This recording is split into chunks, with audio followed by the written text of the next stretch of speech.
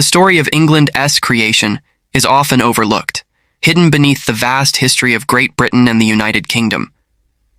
But before those empires existed, England itself had to rise, and its journey began over 1,000 years ago, in 927 AD. When the mighty Roman Empire withdrew from the British Isles, chaos followed. Tribes known as the Picts and Scots invaded from the north, leaving the native Britons desperate for help. In that desperation, they called upon warriors from across the sea, the Anglo-Saxons, Germanic tribes from modern-day Germany and Denmark. At first, the newcomers defended the Britons, but soon they turned on them. The Anglo-Saxons conquered much of the land and carved it into several small kingdoms: Wessex, Mercia, Northumbria, East Anglia, Essex, Kent, and Sussex. Together, these became known as the Heptarchy. For centuries, these kingdoms coexisted until a new threat arrived from the north. In 793 AD, Viking ships landed on the shores of Lindisfarne, raiding the sacred monastery there.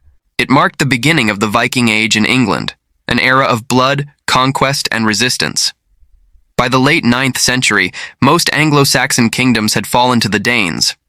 Only Wessex remained free, ruled by King Alfred, later known as Alfred the Great. At first, Alfred paid the Vikings to keep peace, but when the time came, he fought back. At the Battle of Edington, Alfred defeated the Danes and saved Wessex.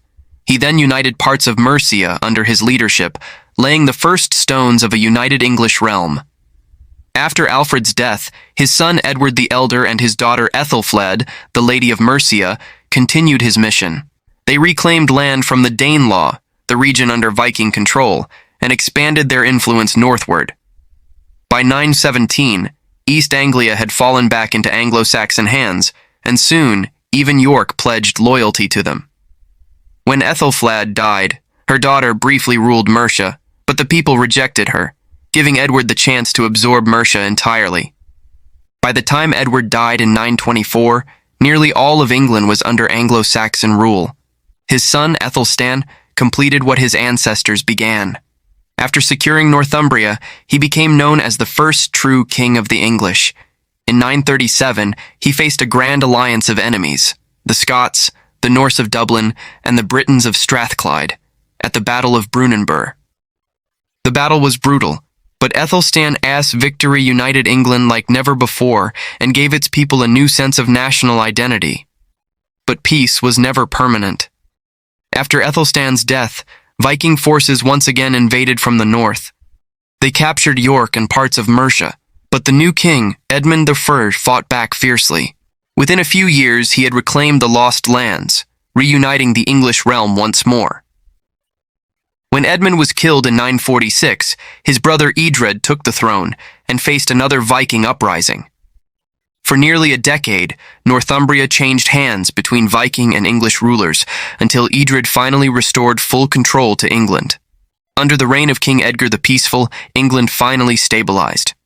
He upheld many of the old Danelaw traditions to maintain unity between the Anglo-Saxon and Danish peoples.